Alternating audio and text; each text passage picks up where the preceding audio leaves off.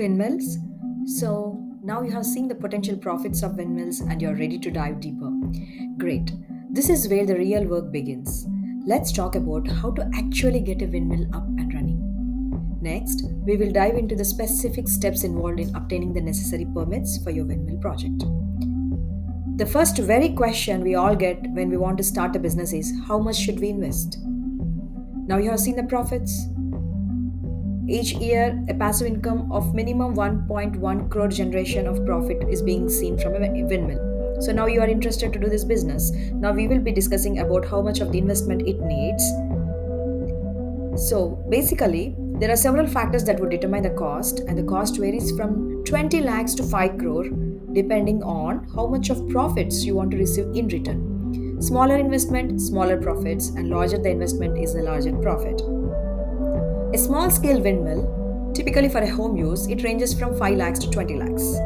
And if you are looking for a commercial scale windmill where you can easily get the passive income that we have discussed in our previous video, then it can cost several crores of rupees. Mind you, you are expecting a crores of rupees every year passive income to be coming into your bank account. So definitely either your effort should be more or your investment should be more. In this case, it's the investment. So the commercial scale windmill, which could generate a passive income of at least minimum 1.1 crore per year, would cost somewhere around 5.5 crores to 7 crores. You heard it right. So you're looking at the investment of around 5 crores, and I will also discuss on how you can reduce this 5 crores to somewhere down to 3.5 with various options. So windmill projects require substantial investment, and let's explore the financing options such as loans from banks, venture capitals, government subsidies.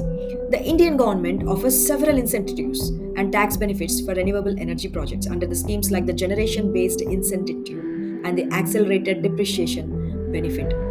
So now let's discuss about the government incentives and benefits and how much are you getting, how much lower you can reduce the cost.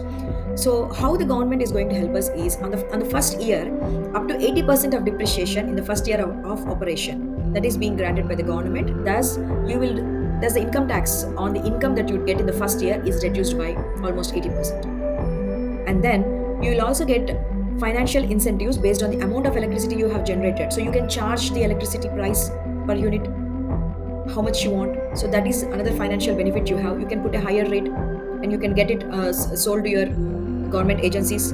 And subsidies and grants, you get the subsidies from both the state government and central government, thus again lowering your initial investment cost. Placed bank manager, and then discuss these loan interest options that they would be giving to you, and they would offer you a significant low interest prices under the policy called renewable energy projects. And also you would also get various government schemes which would provide financial assistance and thus lower the interest rates for your windmill projects.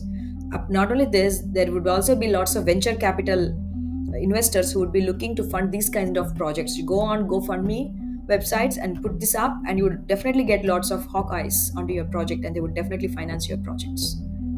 Thus, you would considerably reduce that 5 crores into 3.5 to 4, definitely. And it would really help you because the first year the tax would reduce significantly low, and within 2. And the next one is, now if you are happy with going abroad, going forward with these financial options, now the first most important study we have to conduct is where you want to put up this windmill. It's not that you have some free land somewhere and you can go place this windmill. No, you need to analyze the place and the wind speed in that location. There are devices called anemometers and wind vanes which you have to measure at different heights. Again, don't get worried about this thinking you can't do it. No, there are again agencies and companies whose only business is coming up with the studies where you can actually install these windmills and then helping you right from the initial loan process to the final setup process. I would also give you the list of companies. Now, let's focus on what would be the kind of studies that you should be conducting on here, because you should be having a basic awareness when you're investing this much of amount in this business.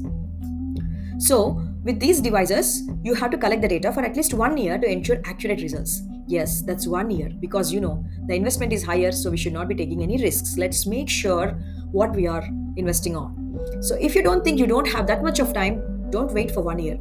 If you have confidence in believing the already pre recorded data for that region, get that data.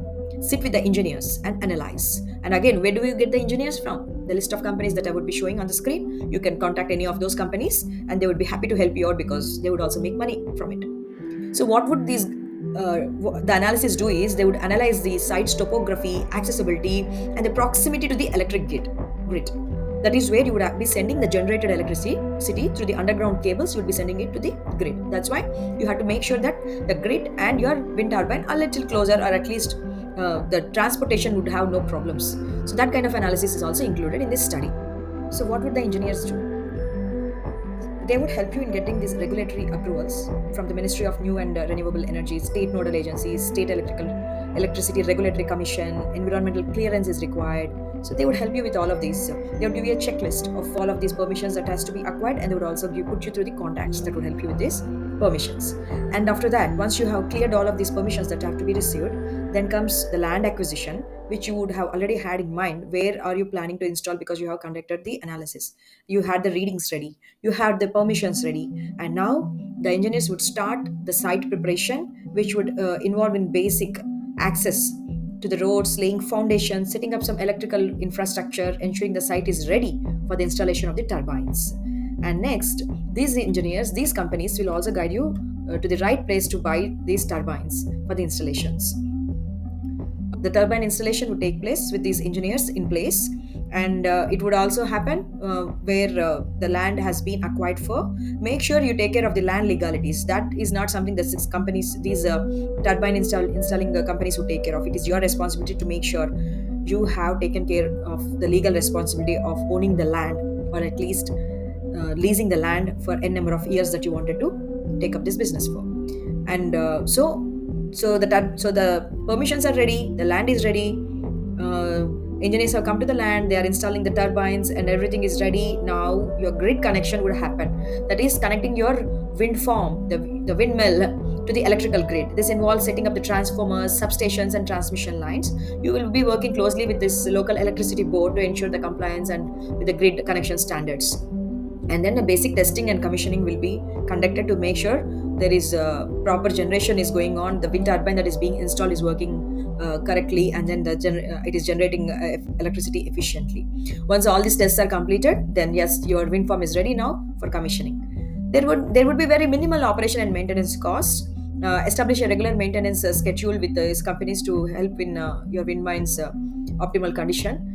This includes the routine inspections, lubrications, oil, repairs, and all such things. Apart from that, that is it. Your windmill is set up now and it is ready to generate income. You require very little maintenance. This is how a passive income from windmill would be generated. But all you would need is a good amount of initial investment, and then land acquisition. These two comes from you, and rest would be taken care by these third party companies that you would be having. You could google on your own, and I'm also listing down those companies for you on this video. I don't belong to any of these companies. I'm not doing any advertisement for any of these companies. This is all only the basic research that I'm putting forward in front of you to guide you through the right path. That's all.